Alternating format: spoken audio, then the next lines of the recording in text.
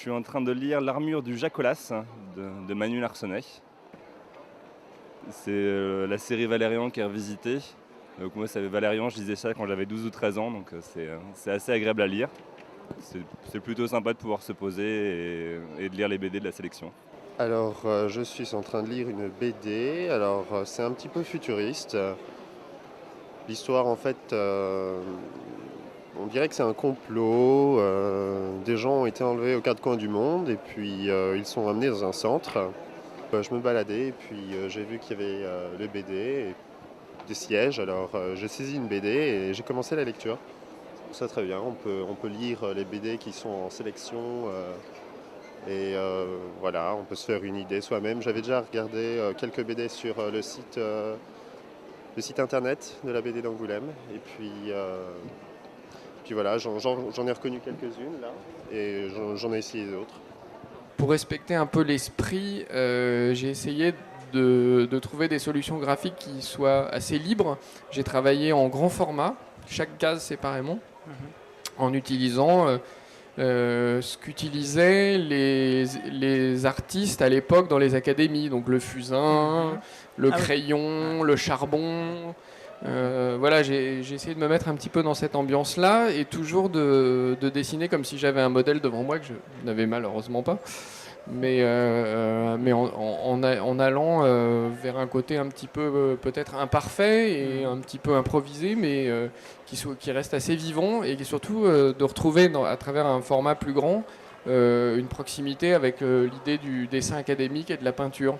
Je continue à croire que c'est un récit qui peut être lu par des enfants. Dans la mesure où le dessin de Jason est justement très théâtral, par exemple, il y a des séances de décapitation dans cet album. Et ben, elles sont pas horribles parce que finalement, on sent bien que c'est pour de rire, on sent bien que c'est un personnage de bande dessinée qui perd la tête. Ça va pas beaucoup plus loin. Les séances de torture, c'est la même chose. Elles seraient faites avec des dessins réalistes, ça serait insupportable. Alors que là, les personnages sont juste bandés comme des momies. On comprend qu'ils ont subi des choses atroces. Pour certains vraiment, vraiment atroces, et ça passe parce que ça devient humoristique. We did look to Europe, to the continent, because we'd become very disenchanted with the American comics. We felt that they weren't going anywhere. They were repetitious and they're still going now. They're still repeating the same stories and the same characters and just making them more and more violent, and it's becoming more and more absurd.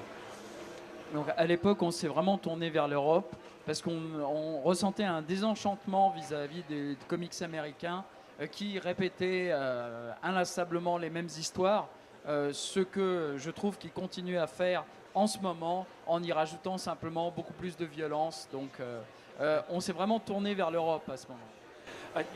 I mean, Batman was created in 1939. How many times can you revive Batman?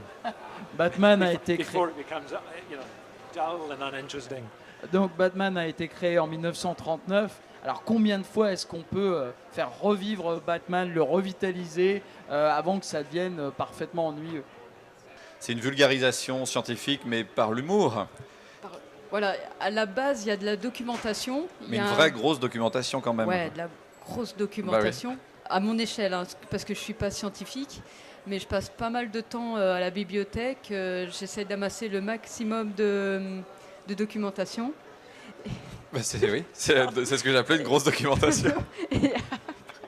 Après, ça cogite. Si je vois que il y a un potentiel visuel, de gags, etc., je rebondis dessus. Mais il y a quand même des données scientifiques. C'est juste que je tire les idées jusqu'au bout. Et là, je savais dès le départ que je voulais de la couleur. C'est aussi l'histoire du changement de format, l'histoire d'avoir des grands aplats à remplir, des ciels, etc. Et l'idée, c'était de réfléchir à la couleur d'abord comme un moyen de lecture, c'est-à-dire que c'est un excellent moyen quand on a un récit avec une construction complexe, avec des flashbacks dans des flashbacks, avec des choses qui s'imbriquent les unes dans les autres. C'est un excellent moyen, en changeant radicalement les tonalités entre les différentes périodes et les différents endroits, de façon à ce que le lecteur soit jamais perdu. C'est inconscient, mais on sent tout d'un coup, voilà, on passe d'une ambiance jaune à une ambiance verte, on sent qu'on n'est plus au même moment, quoi. J'étais parti sur une intention de faire l'illustration très réaliste. Très réaliste.